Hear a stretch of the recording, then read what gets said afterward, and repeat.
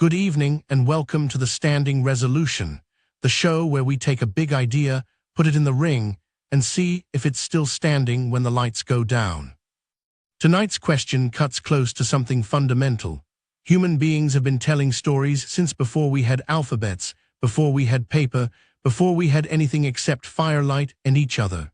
Storytelling isn't just entertainment, it's how we make sense of the world, how we pass down who we are.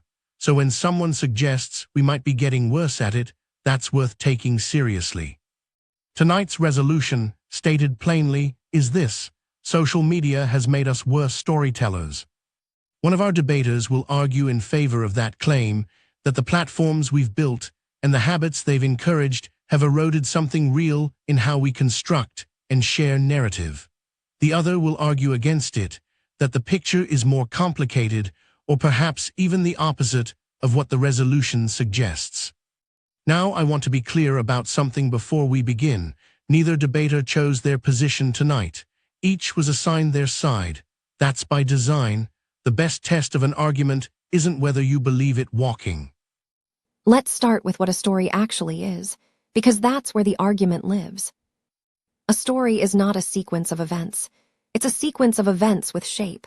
There's a beginning that earns your attention, a middle that creates genuine tension, and an ending that resolves something, not just stops.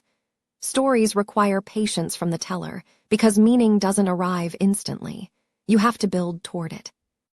Now ask yourself what social media rewards, structurally, at the level of the platform's own incentives. It rewards the fragment, the hot take, the caption, the moment stripped of its context and served up for a reaction in under 3 seconds. The platforms are not neutral pipes. They are environments that apply selection pressure. And the pressure is always, relentlessly, toward brevity without depth, emotion without arc, reaction without resolution. Here's a thought experiment. Imagine you've had a genuinely complicated week, something that changed you, that had real stakes, that took time to understand. Now try to tell that story in the format those platforms actually reward. What happens? You compress it. You sand off the ambiguity. You lead with the most dramatic. My opponent just gave you a very tidy story about how we've lost the ability to tell tidy stories. I appreciate the irony, but let's look at what's actually happened. Before social media, who got to tell stories? Seriously, ask that question. The answer is people with access. People with publishers, platforms, broadcast licenses, column inches. The overwhelming majority of human beings on Earth lived and died with their stories untold because the infrastructure for telling them simply didn't exist. What social media did, whatever else you want to say about it, is blow that gate off its hinges. The grandmother in rural Georgia who writes about her childhood in the segregated South and finds 10,000 people who needed to hear it. The teenager in Jakarta processing grief in public and discovering she's not alone. The veteran who can't talk to his family but finds the words somewhere else for strangers and in doing so finds them for himself. These are not half stories. These are full human beings finally in possession of a microphone. Now my opponent wants to talk about skills atrophying from disuse, but the evidence points the other way. We are by almost any measure prod. Both sides just made a case worth sitting with. Holly says social media trains us to tell half stories until that's all we know how to tell. Mordecai says it handed a microphone to people who never had one. The rebuttals are coming, and that's where arguments either get sharper or start to crack. Don't go anywhere.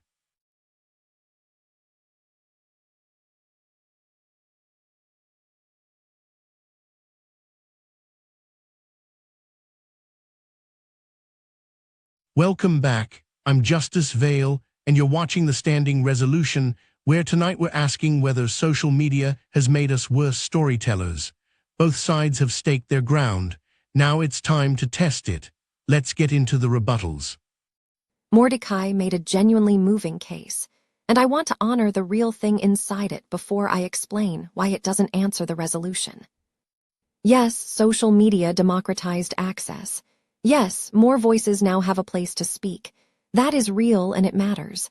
But notice what that argument actually proves. It proves that more people have access to a microphone. It says nothing about what happens to the craft once they're holding it. Having a microphone and being a better storyteller are not the same thing. A stage doesn't make you a playwright. Here's the move I think Mordecai is making, and it's a subtle one. He's conflating quantity with quality and access with skill. More stories being told is not the same as stories being told better.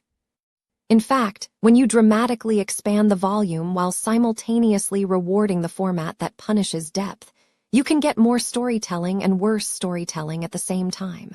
Those aren't contradictory. They're the actual situation we're in. And the examples he gave, the grandmother, the veteran, the grieving teenager, I'm not dismissing those people. I'm saying the platforms they're using are actively working against the full expression of W. Holly's just drew a sharp line between access and craft, and I want to sit with that for a moment, because it sounds right until you look at how craft actually develops. Craft develops through practice, through doing the thing, getting a response, adjusting, doing it again. What social media gave billions of people is exactly that feedback loop for the first time in their lives. The grandmother who writes about her childhood doesn't publish once and stop. She posts, she sees what lands, she learns what her readers need, she writes again. That is apprenticeship. That is how storytelling has always been learned, just now available to people who were never invited into the workshop before. Holly's also keeps describing the incentive structure as if it's a single thing. But the platforms are not monolithic. The same infrastructure that hosts a 3-second clip hosts a 40-minute personal essay that goes quietly viral because it earned it. The same audience that will scroll past shallow content will stop completely for something with genuine weight. The platforms don't reward brevity, they reward resonance. Sometimes resonance is brief, sometimes it isn't. And here is the cautionar. Hollies, you've argued that social media's incentive structure trains us toward shallower storytelling over time. But here's what I want to pin down. You've described the pressure, the environment, the selection mechanism, but can you point to a specific, measurable decline in narrative craft that couldn't equally be explained by some other cultural shift happening at the same time? What's your actual evidence that social media is the cause and not just the backdrop? That's a fair challenge, and I'll answer it honestly. I don't have a controlled experiment. Neither does Mordecai. We're both reasoning from the shape of what we can observe. But here's what I'd ask you to consider. When a generation of writers, teachers, and editors, people whose entire professional life is reading narrative, consistently report that sustaining an argument across time has become harder for their students and their audiences, that's not nothing. That's practitioners noticing a change in the material they work with every day. And we don't always need a controlled study to reason about cause. If you redesign the environment in which a skill is practiced, and you do it comprehensively, and you do it for years, and the skill involves exactly the capacities the new environment punishes, patience, arc, earned resolution, then the most parsimonious explanation for declining craft is the environment you changed. The absence of a perfect study isn't the absence of a case. Mordecai, you've argued that the feedback loop social media provides functions like an apprenticeship, post, observe, adjust, improve.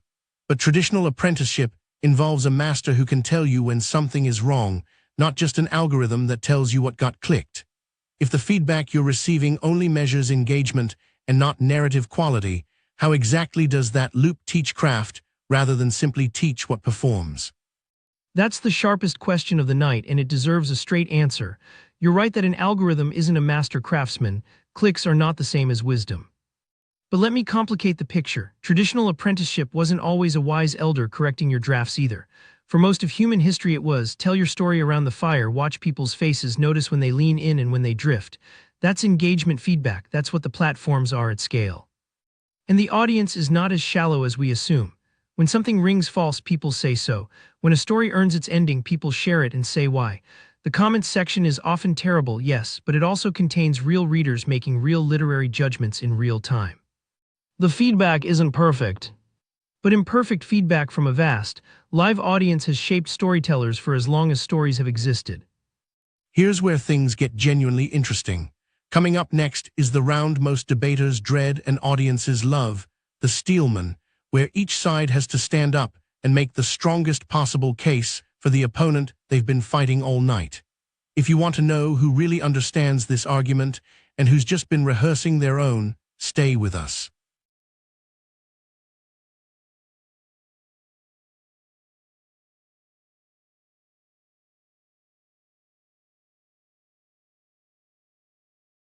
Welcome back. I'm Justice Vale, and you're watching The Standing Resolution, where tonight we're asking whether social media has made us worse storytellers.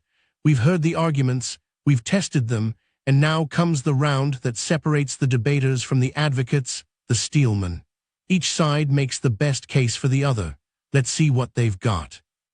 Here is the strongest version of Mordecai's case, and I want to give it everything it deserves. For most of human history, the right to narrate your own life was a privilege distributed by power. Publishers decided whose stories counted. Broadcasters decided whose voices carried. Editors decided what experiences were legible to the culture at large. The result was a canon, yes, but also a silence, an enormous, ongoing silence made up of every person who lived a story worth telling and had no mechanism to tell it. Social media ended that. Not partially, not theoretically, actually ended it, at scale, in a generation. And when you hand billions of people their first real chance to be heard, what you get is not degradation. What you get is an explosion of human testimony that we are still only beginning to understand. The forms are new, the voices are new, and judging them by the standards of the forms they replaced is like judging jazz because it doesn't sound like a sonata. That is a serious argument. I've sat with it, and I mean that. But here's where it still falls short. The liberation of voice is not the same as the development of craft, and the resolution is about craft. Here is the strongest version of Holly's case, and I want to give it its full weight. Storytelling is a muscle, and muscles respond to the conditions under which they're exercised. If you spend years lifting light weights in quick bursts, you do not develop the strength required to carry something heavy over a long distance. What social media structurally rewards is the quick burst, the image with a caption, the thread that front-loads its punch, the narrative that delivers its payload before the thumb moves. And if that is how a generation primarily practices the act of narration, day after day, year after year, then the capacity for sustained arc, for holding a reader through genuine uncertainty toward a resolution that had to be earned, may genuinely weaken. Not from laziness. From disuse, that is a real and serious concern, and it is not nostalgia. It is how skill formation actually works. I've taken that seriously. I think it's the best argument on the other side of this room. And yet, the history of communication is littered with warnings that the new form would kill the old capacity, and the old capacity kept surviving, kept adapting, kept finding practitioners who poo. Both sides just did something rare. They made the case against themselves and made it well. That's not a courtesy. That's a sign these arguments have real weight on both sides. Closing statements are next, and that's where debaters stop building and start deciding what they actually want you to walk out of here believing. Stay with us.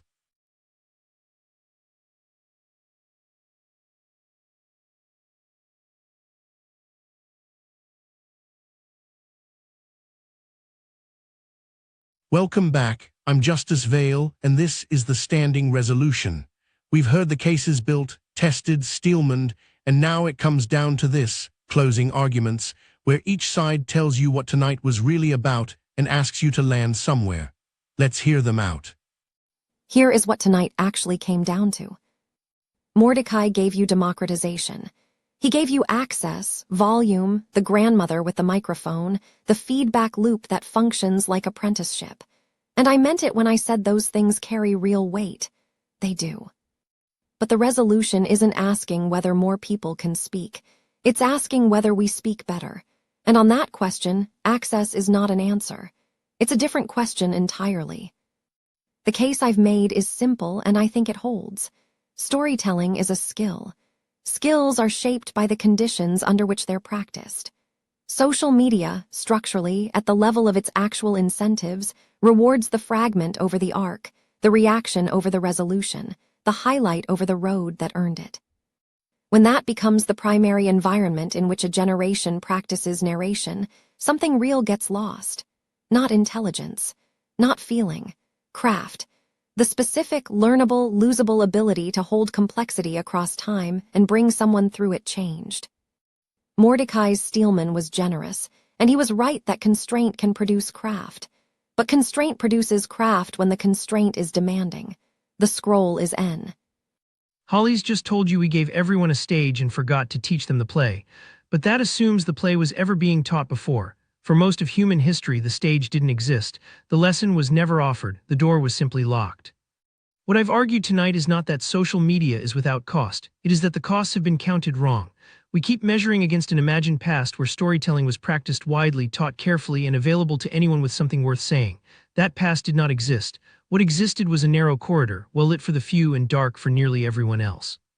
The real story of social media and narrative is not atrophy, it is emergence. Billions of people practicing the oldest human act, finding audiences, getting response, adjusting, trying again. Imperfect, yes. Noisy, yes. But alive in a way that the gate-kept, polished, permission-required version never was for most of the world. Holly's asked you to mourn the arc. I'm asking you to notice who's finally allowed to have one. The resolution says we've been made worse, but you cannot be made worse at something you were never allowed to begin. What social media gave. And that is where we leave it tonight. Holly's Vega told you we handed everyone a stage and forgot to teach them the play. Mordecai Quill told you the stage itself was the lesson, that for most of human history, the door was simply locked. Both of them meant it, both of them earned it, and I suspect both of them gave you something you'll still be arguing about on your way home. That's the best thing a debate can do. My thanks to Holly's and Mordecai for the quality of thought they brought into this room tonight. They were given sides, not opinions, and they built something worth believing from the ground up. That takes more skill than people realize. Now it's your turn. The resolution stands or falls based on where you land, and the next resolution is waiting for you to choose it. Head to Paxelle.tv, cast your vote on tonight's debate, and tell us what question you want us to put in the ring next week. This show goes where you point it. One thing before you go. The standing resolution features AI personas built to argue, to push, to steelman, and to lose gracefully. The positions you heard tonight were assigned, not held. What you make of the arguments, though, that part I